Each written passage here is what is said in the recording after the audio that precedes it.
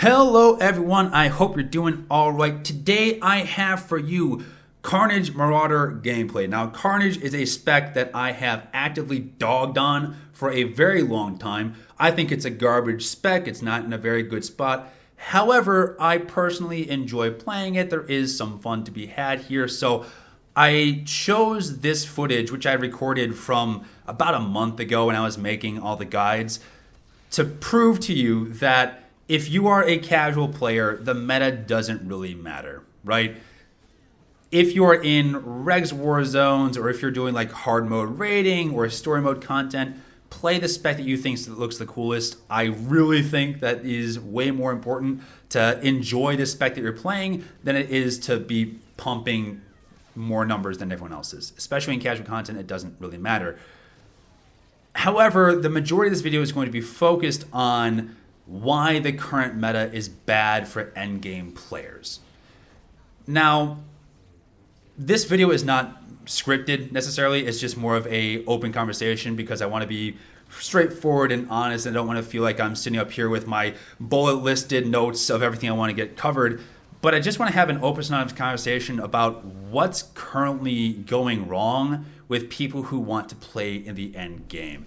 Now we're going to start with the PvPers. I think that most people that watch these videos are probably PvP focused. I'm sure there's some Q dodging mechanics folks out there.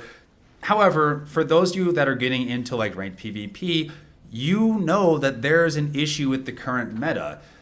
It's stealth meta 2.0. We had stealth meta last time in 6.0, and now it's even worse because all the stealth classes that were performing really well before, like Fury and Lethality and Deception Sin, they didn't get pruned or nerfed. It's the same class. It's the same stupid class. And so those classes that were performing very well before are still performing very well. And the classes that were designed to deal with them, like say Mercenaries or Snipers, got absolutely walloped by the nerf bat. Right? The prune bat came through and reaped the fields of all the Merc and Sniper players. They're going to take all your defensives and all your recovery and all your mobility. Yoink, yoink, yoink, yoink, yoink. And every single class that's designed to deal with the stealth meta got absolutely dumpstered on with the prune. Which is really unfortunate because now all the classes that were meta before are even more meta now.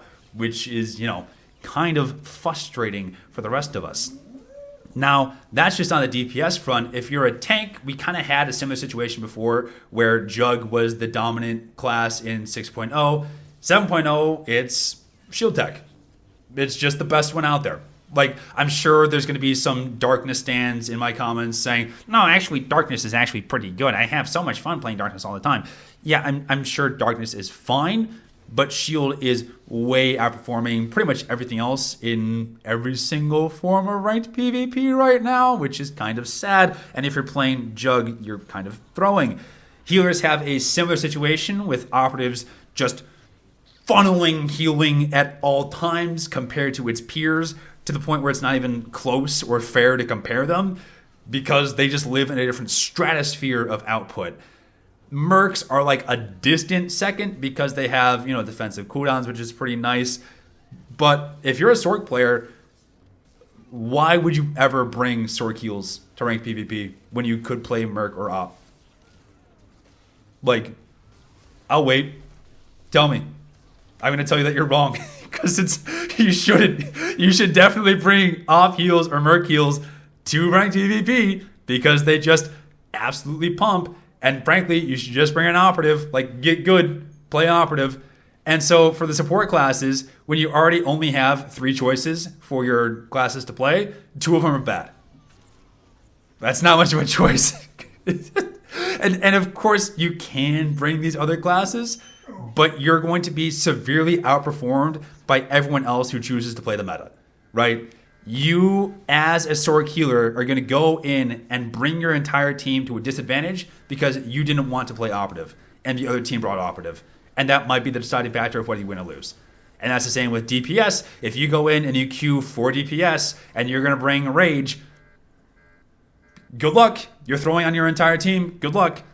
You are bringing your entire team down because you can't play the class that you want to play, which is really, really obnoxious and limits your choice in terms of actually enjoying the class. On PvE, it's not much better. I'm going to throw a graphic up here and kind of show that the winners and losers in the PvE department are drastically different. There is a top echelon of DPS classes that are actually, doing damage. And then there's like a mid tier of people doing like 22.5K. And then there's the bottom tier, people live in the basement who are doing like 20K on average. And then there's Arsenal, who's buried beneath the basement, crying, locked in a cage somewhere. The difference in sheer output alone is really concerning from a balance perspective. Like, even the top parsers of Arsenal are like 23K. That's dog water numbers. That is not good. That is, frankly, pathetic output, right?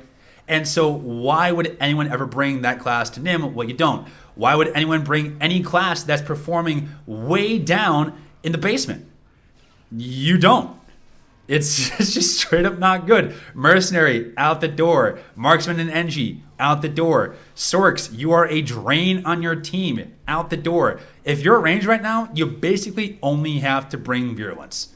So I hope you like Virulence. If you don't, you're in trouble.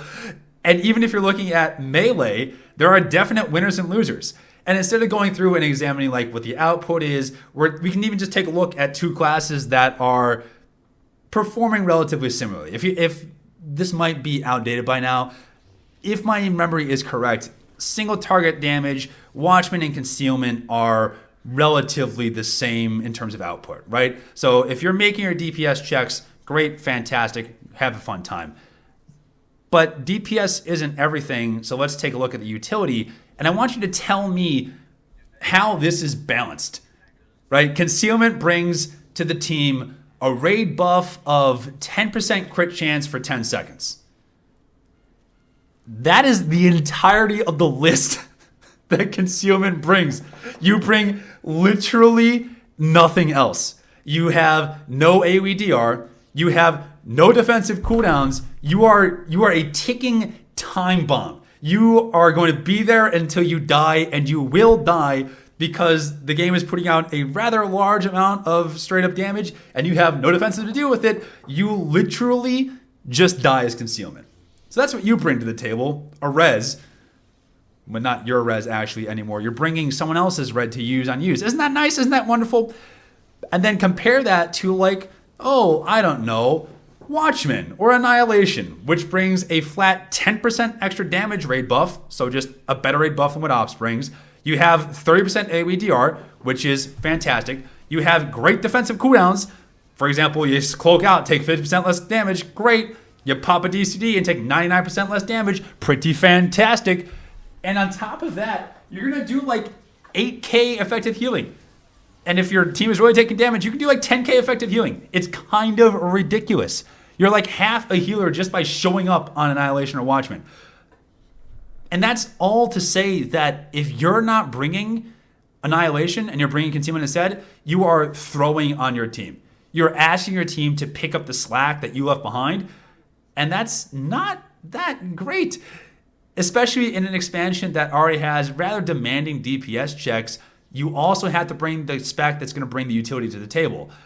And unfortunately for the healers and the tanks, we kind of have a similar situation as the PvP department have, where Operative's healing is just flat out double everything else, which is pretty fantastic. If you're playing a tank and you're playing Jug, good luck. Tell me how long you get to play Jug for until your raid lead tells you, play something else, because you're just not going to survive. It's sad. Again, we have the same situation where in a land of limited choices, your choices are even further limited, which is kind of sad. We talked about the same thing in PvP. The options limited, so it's frustrating to have them even more limited in the end game. But why does it matter, right? Why does it matter that there's winners and losers? And I don't mind there being a 5 to 10% difference between winners and losers in endgame PvP or endgame PvE, right? If there's a meta where one class is doing 30k damage and the lowest is doing 27k, that's an acceptable difference because you can bring the underperforming specs to the table. But in the current meta, that's really not the case. You kind of have to bring meta classes, otherwise you're just throwing. If you show up, let's take this out of the SWTOR context. If you are a basketball player and you're supposed to play center, and you show up and you are 400 pounds, shout out to my big kings out there, all right? You're 400 pounds, you haven't done any cardio, you haven't held a ball in 3 months, you're throwing on your team. Your team has asked you to show up relatively in shape with the ability to shoot the ball and box out, and you're not going to be able to do that for your team. You're going to lose games. The same applies here. If you're not showing up with the meta specs right now, you're actively throwing on your team. It's asking them to pick up the slack, and oftentimes you're just going to die. If you're bringing marksman to solo ranked, a lot of times you're going to die and throw on your team. If you're bringing concealment to your Nim raids, a lot of times you're going to die. You're throwing on your team. Now, if you enjoy the meta specs, great, awesome, have fun. I'm very happy for you that you're playing the spec that you enjoy. But if your favorite class isn't meta, then you're going to have a bit of a problem. For example, I myself am a ranged DPS. That's what I have done for 10 years in this game across pretty much every form of content. It's what I enjoy. But my options right now are virulence. And if I'm feeling like throwing on my team, I can bring Sork, but my option full stops at virulence in PvE. Which is unfortunate because I don't like playing virulence. I find it to be boring, and I find it to be an exercise in monotony and carpal tunnel, which is not good for me because that means that I don't really enjoy playing my role. It's not fun.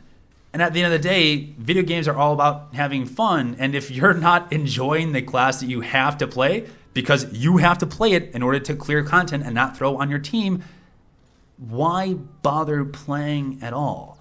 And this is the issue that a lot of endgame raiders and a lot of endgame PvPers are running into right now.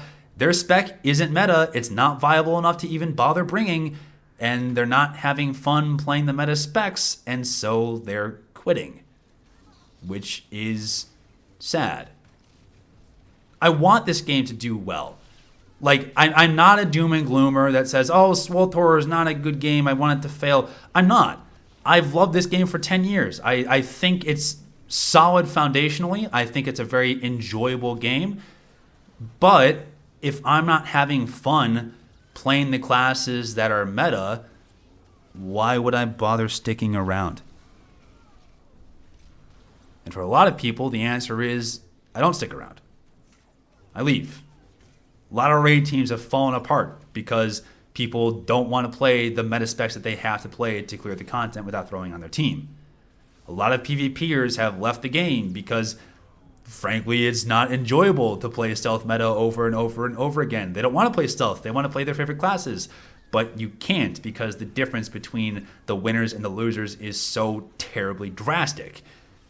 And so instead of sticking around, they leave and go find greener pastures somewhere else, which is not good for the game. And it makes me concerned about the future. Unfortunately, this is a side effect of the prune that we went through in 7.0, where some classes really, frankly, did not get hit by the prune bat, and some classes did not. As you can tell, the classes that did not get hit by the prune bat doing pretty well right now. Having a grand old time. Fury, having a grand old time. Cause they're having a good time, having a good time. And everyone else is so drastically far behind because they got pruned into the dirt and lost a lot of the utility that they enjoyed previously, where they could actually compete even if they weren't pumping all the good numbers. So, I don't have a solution for this. This is just my current concern. Frankly, it's a rebalancing solution more than anything else. And I know that for most players, they don't really care about the SWTOR meta. They're just here to, hit lightsaber buttons, play some regs once in a while. Like, that's fine. But once you reach the end game, you kind of get pigeonholed into playing certain classes. And if you don't like playing those classes, well, good luck. So that's all I have. Hope you guys have a grand old rest of the day. If you have any comments, questions, complaints, concerns, conundrums, leave them down in the comments below. Let me know what you think. And that's all I got. Later.